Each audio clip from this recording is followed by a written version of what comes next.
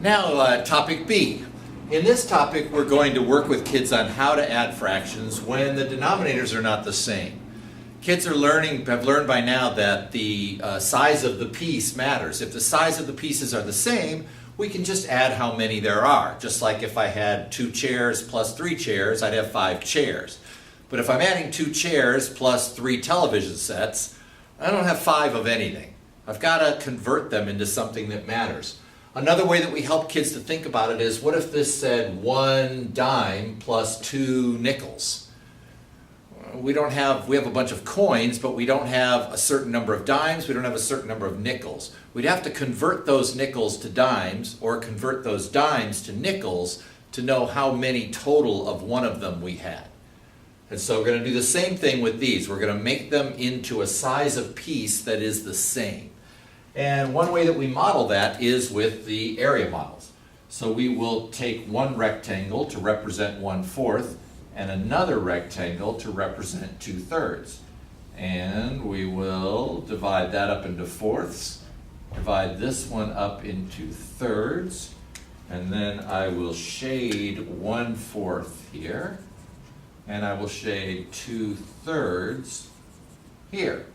And then I will think about what I have to do to each of these to convert them. Something that they have in common would be 12. 4 is a factor of 12, and 3 is a factor of 12.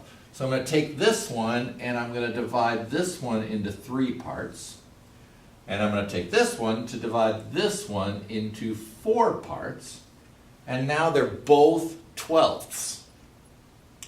And then I can see that this one is 1, 2, 3 12ths.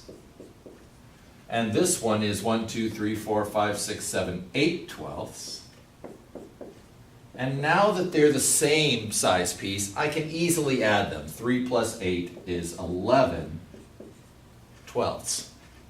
And at the same time, we're going to be helping them see that as an algorithm.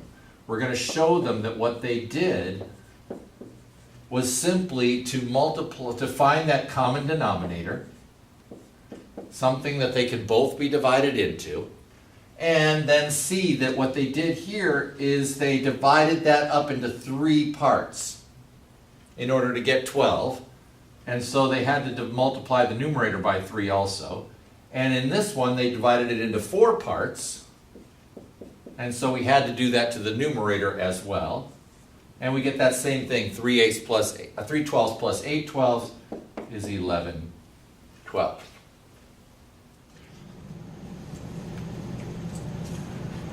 Next up, still in topic B, we're going to be adding unlike denominators again.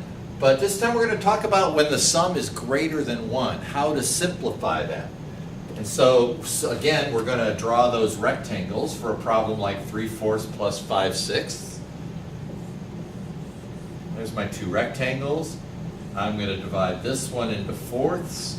I'm going to divide this one into sixths. Not bad. And then I'm going to shade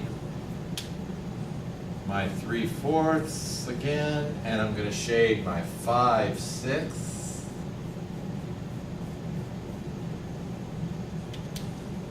Again, these are models, so I don't want to take a lot of time to do it, but I want to be able to really show what I know about the fractions and what they mean.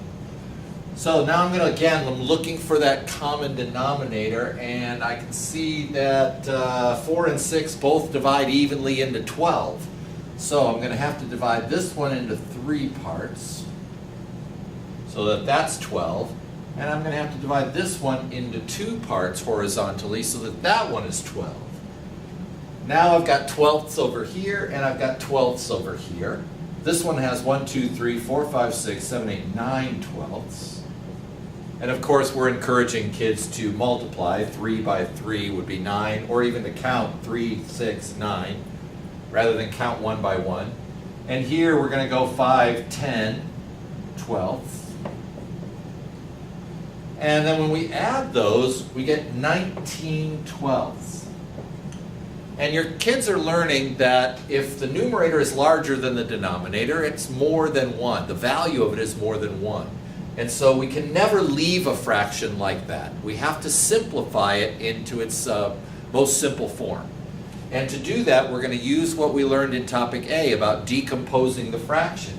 And we're going to pull out 12 of the 12ths, leaving us with 7 12ths left over, meaning that 19 12ths is equal to 1 and 7 12ths. Just like that.